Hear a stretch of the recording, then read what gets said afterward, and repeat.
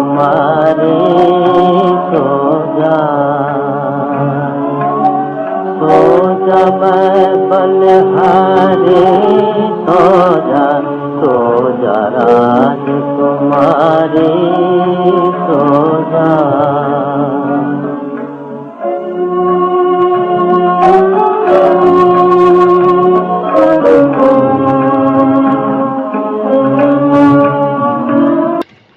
ഇന്ന് ജൂലൈ 5 വൈക്കം മുഹമ്മദ് ബഷീർ അനുസ്മരണ ദിനം.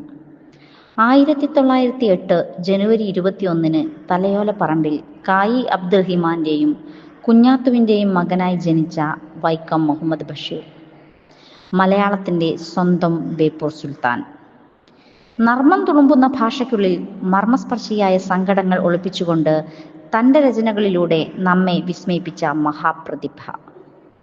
മലയാള സാഹിത്യത്തെ ലോകോത്തര നിലവാരത്തിലേക്ക് ഉയർത്തിയ അതുല്യനായ എഴുത്തുകാരൻ വൈക്കം മുഹമ്മദ് ബഷീർ.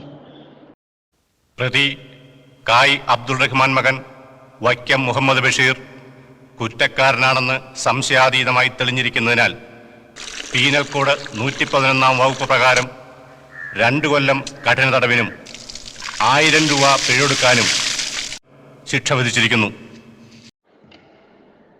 രാഷ്ട്രീയ തടവുകാരനായി ജയിലിലെത്തുന്ന ബഷീറിന്റെ ജയിലിലെ ജീവിതമാണ് മതിലുകൾ എന്ന കൃതി.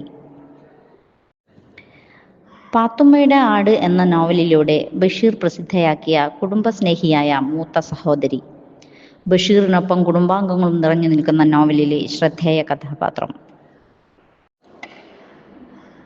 ആനവാരിയും പൊൻകുരിശും എന്ന കൃതിയിലെ കഥാപാത്രം. പാതിരാത്രി ചാണകം മോഷ്ടിക്കാൻ വന്ന രാമൻ നായർ ഇരുട്ടിൽ ചാണകമാണെന്ന് കരുതി വാരാൻ ശ്രമിച്ചത് പാറുക്കുട്ടി എന്ന ആനയെ.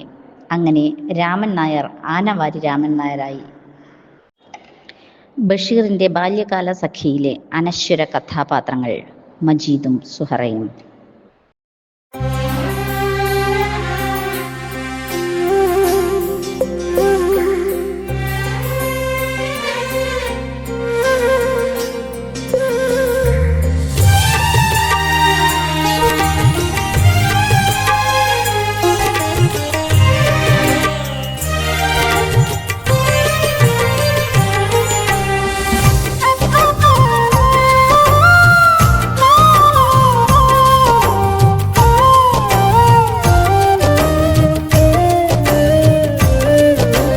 താമരപ്പൂങ്കാവനത്തിൽ താമസിക്കുന്നോളെ, പഞ്ചവർണ്ണ പൈങ്കിളിയിൽ പങ്കുറങ്കുള്ളോളെ, പങ്കുറങ്കുള്ളോളെ.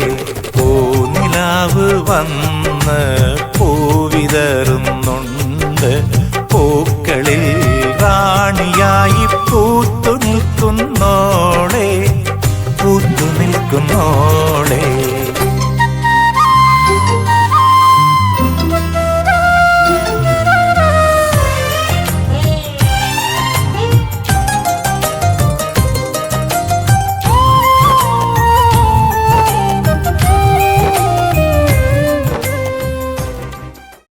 മലയാള സാഹിത്യത്തെ അനശ്വരമാക്കിയ വൈക്കം മുഹമ്മദ് ബഷീർ എന്ന മഹാപ്രതിഭയുടെ സ്മരണയ്ക്ക് മുമ്പിൽ ഞങ്ങളുടെ എളിയ സമർപ്പണം.